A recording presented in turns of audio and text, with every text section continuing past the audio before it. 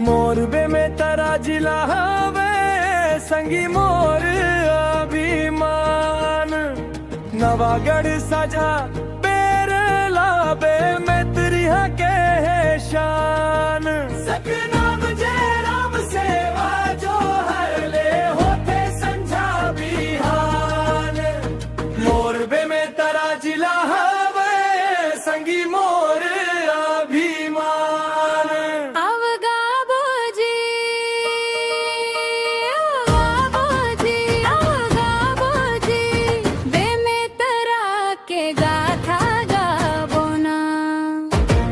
नवागढ़ साजा बेरला के आवाब मान बढ़ावो ना।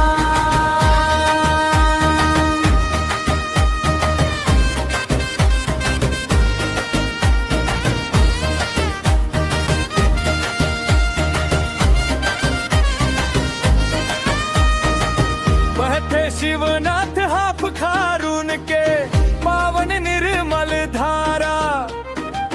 चटुआपुरी देवरा बीजा बे में तरा कुचिपुर नवागढ़ हमारा। अमरदास गुरु सीता माता भद्रकाली गणपति महामाया। बे में तरा के मान बढ़ावे करे ये सबो झन के सहारा। आवगा बोजी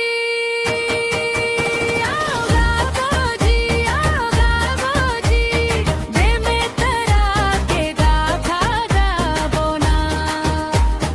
नवागढ़ साजा बेरला के आवाब मान बढ़ावो ना।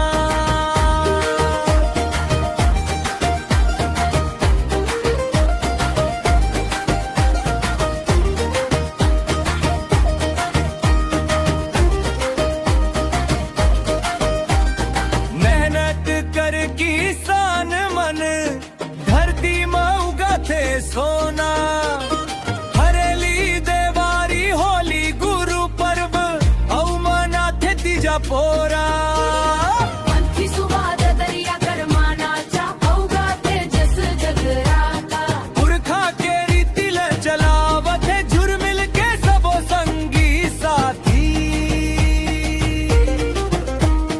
राखी के डोरी संग माँ बन खागे माया भरोसा के अमर बंधना।